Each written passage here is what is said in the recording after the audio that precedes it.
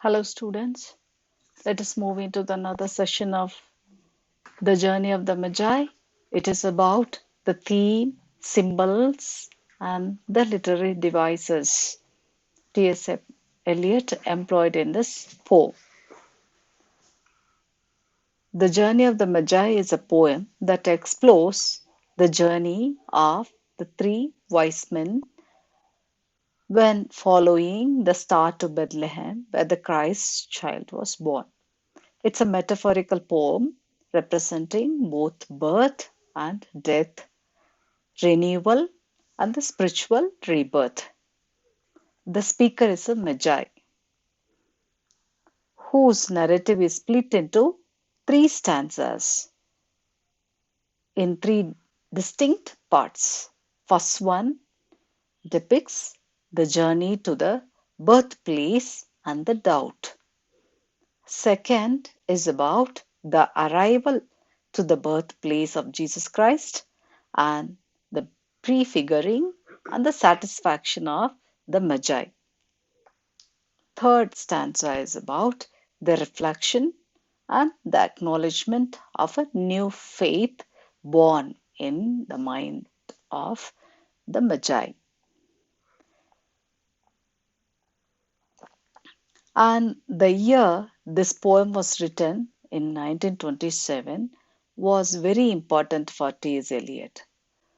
Not only did he gain British citizenship, but he converted to Anglo Catholicism, which he committed to for life.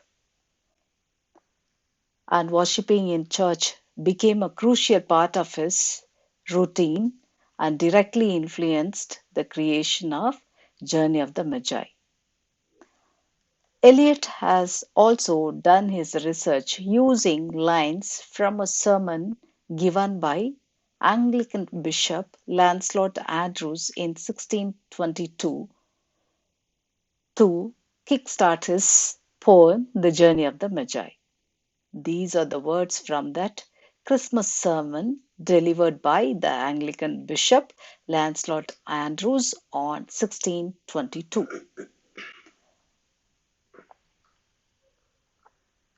And Journey of the Magi is both a monologue and a metaphor.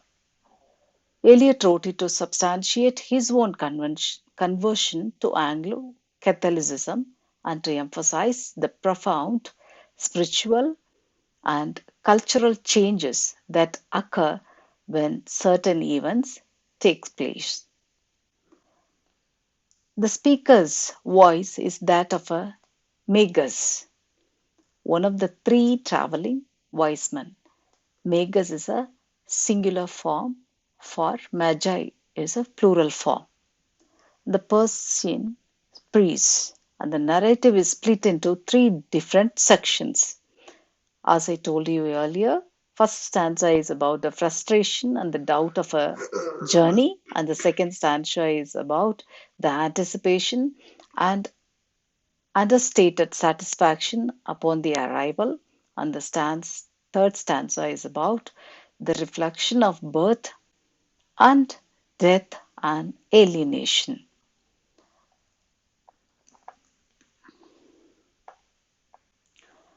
And what are the literary devices he employed in this poem?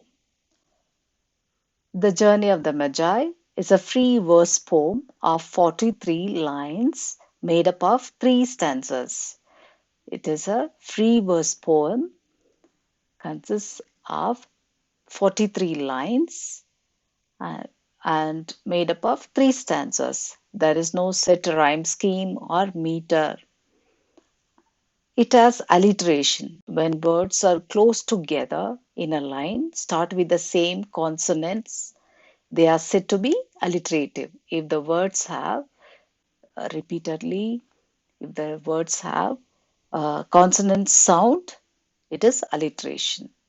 So here the lines are cold coming, waist deep and the wither, camel men cursing, Kirker sound and then curse sound is repeated. And then singing, snatches, singing, saying, so sound. So there are some alliteration in this poem. Allusion, there are allusion in this poem.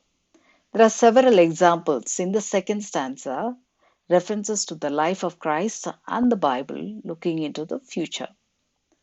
The line number 23, where the running stream represents the living water, that is from the biblical reference John chapter 4 verse 10. So the running stream represents the living water. And line number 24, where three trees that relate to the three crosses when Christ was crucified. And line number 25, you have old white horse that relates to the horse of the apocalypse, which is which you have which is a reference from the Revelation chapter 6 verse 2.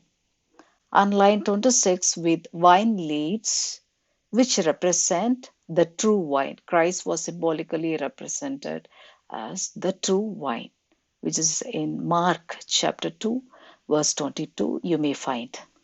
Line 27 has dicing for pieces of silver, which relates to both Judas the traitor and the Roman soldiers casting for lots at the crucifixion. Line number 28 has empty wineskins, which relates to the parable of the wineskins. So these are the allusions you may find in this poem. An anaphora, that is the repeated use of word and phrases you may find in this poem, that is called anaphora, Anaphora. That is stanza 1 and 2, you come across the word and the, that is repeatedly and the is used. So that is anaphora. And assonance also you may find, that is repeatedly if the vowel sounds are used in a set of words, it is assonance. So here, very deed, and the camels, galleyed, soft-footed, and there were silken girls.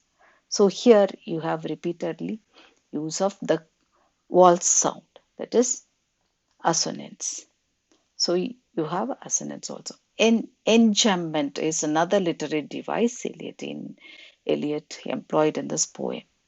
When a line continues on into a next without punctuation and the sense is maintained, that is called enjambment. When a line continues on into the next line without any punctuation, but the sense means meaning is maintained, that is called enjambment. And the reader is encouraged to flow into the next line with hardly a hint of a pause, that is enjambment. So these are the literary device T.S. Eliot employed.